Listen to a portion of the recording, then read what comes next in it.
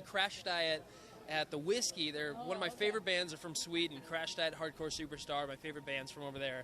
Two of my favorite bands of all time, and I get to go see them, which is really exciting. And hopefully, mix it up with them and try and get some stuff over there for us. It'd be awesome. So I know I'm going to Nashville at the beginning of September to write songs for the next record, and we get there the 2nd, and they're playing right in Nashville on the 4th. So.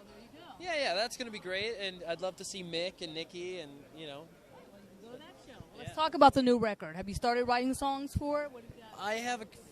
We're at this point we're compiling ideas.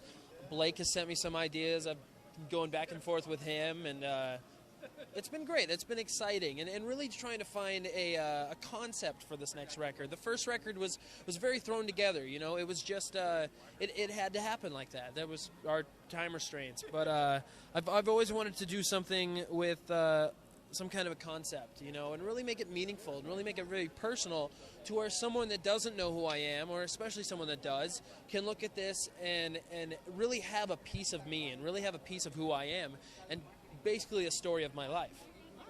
How about working with James Michael again?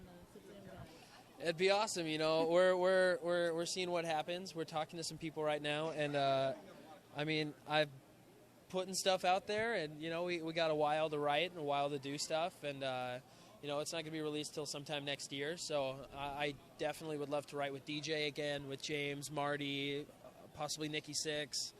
I've met him a couple times and kind of thrown it up there, and it seems like it could be a great possibility. So I'm lined up to have a bunch of writing sessions this week while I'm in LA and doing stuff, going to Crash Diet, and then I'm doing stuff with WWE next weekend. They have SummerSlam coming to town, downtown LA.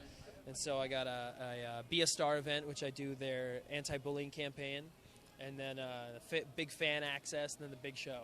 Wow, so you're going to be busy. Very busy. Now let's talk about this time last year. You were on the American Idol tour, and now you are. What's it like being on tour with Buck Cherry, Evanescence, and I think it's amazing. It really is. I mean, going on the Idol tour, we were really spoiled. 5-star catering every day. You're going in a bus. You're winding up at 5-star hotels just for 4 hours of sleep, or to take a shower or whatever, and go to the venue and skateboard around the venue all day, and then and do it all over again for 49 dates.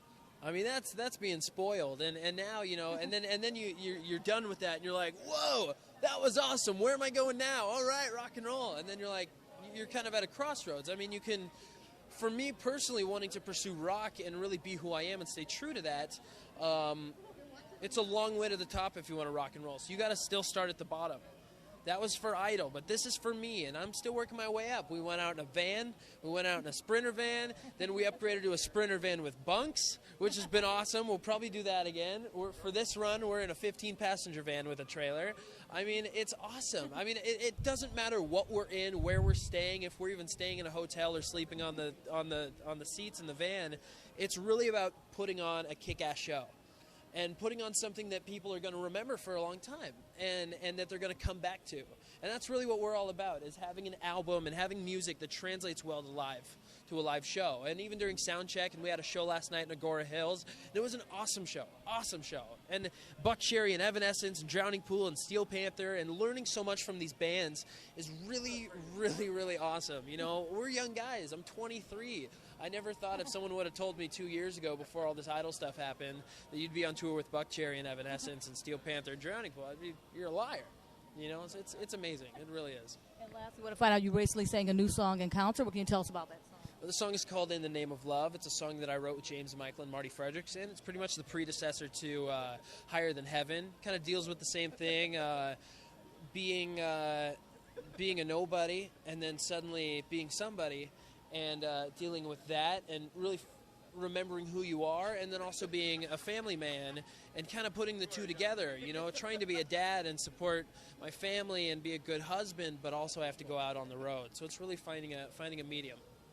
Sounds great. Well, you're playing a show tonight at Universal. Say something to the fans. And got my buddy Stefano playing up right before us.